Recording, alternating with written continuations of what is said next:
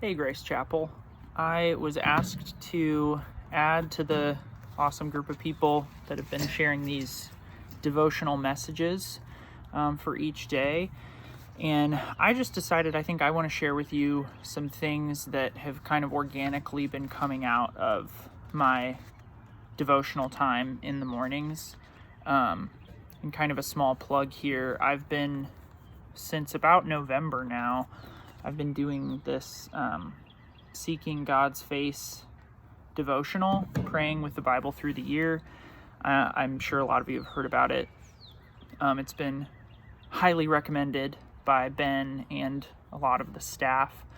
And honestly, the fact that I have regular morning devotional times to reference for a message like this is a pretty exciting new thing in my life. I think the consistency in this, using this tool the Lord has blessed me with, is just kind of unprecedented. And that's an exciting thing. And so I just wanted to share some reflections throughout the past couple days, or few days, just to share sort of the journey that I've been on, kind of what's been on my mind. And hopefully some of these will be helpful to all of you. So to start off, I just wanted to share something from March 19th, and this was after I had a kind of a high anxiety moment, just related to everything that's been happening in the world.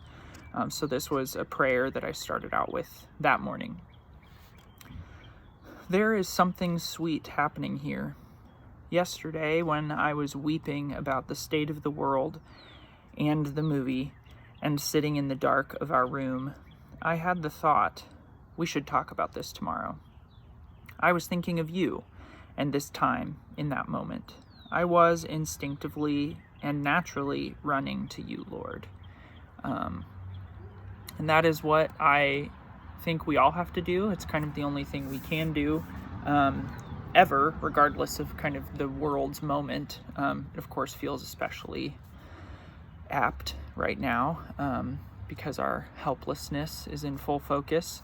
But anyway, with that prayer, with running to God, I have just not yet been disappointed in finding refreshment or just I haven't been disappointed in the Lord giving me things to lift my spirits or lift my eyes. And one of the things that he gave me recently, has been giving all of us, is the birds that are out and about now, which is very exciting because the weather is getting better. And so this was just a poetic outpouring reflection that I wrote shortly after that prayer that I just shared. So I hope that this also can speak to you. The birds are singing. They keep singing. They keep going. They press on in their simple knowledge of the world and the natural faith of following the air and their bellies. They sing to me of hope, but they also sing of sameness, a sweet sameness that means the story is both familiar and not over yet. And they also sing a truth, not in the tune, but in the act itself.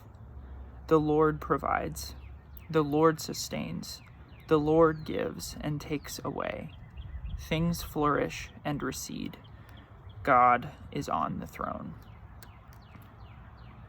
So that was a helpful reminder to myself to consider the birds that keep singing, that the Lord is taking care of, knowing that he takes care of me.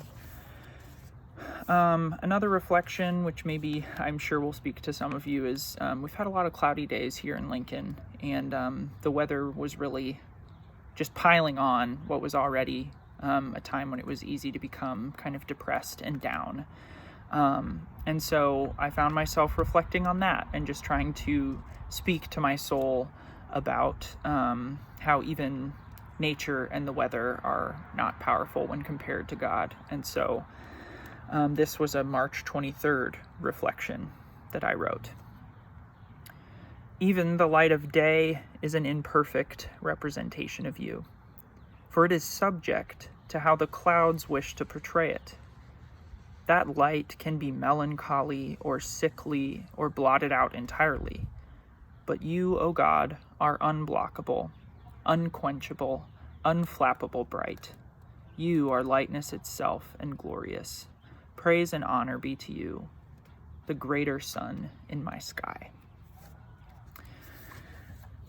He's the greater sun in our sky, and we have an actual nice sun that's a reminder of that right now. But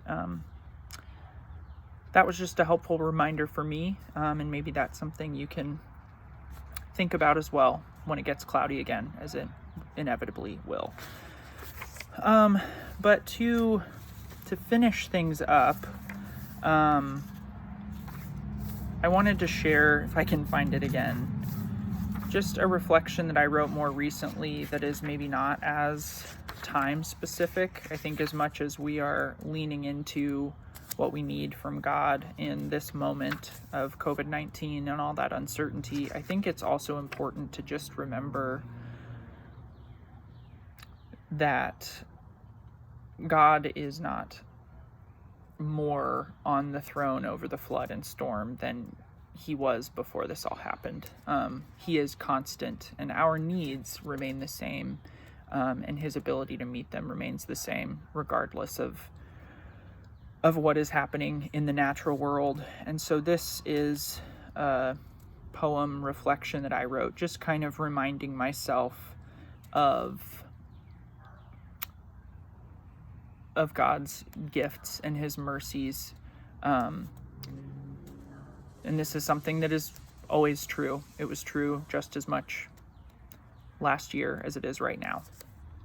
And we can all claim this. So I hope you can proclaim this for yourself as I read it. In the blue light of morning, you meet me. In the quiet, you whisper my name. At my table and yours, you seat me. At a word, all my demons are tamed. So fresh every morning, your mercies. So static and constant, though, too. So many my sins weigh upon me. So sweetly you cleanse them anew.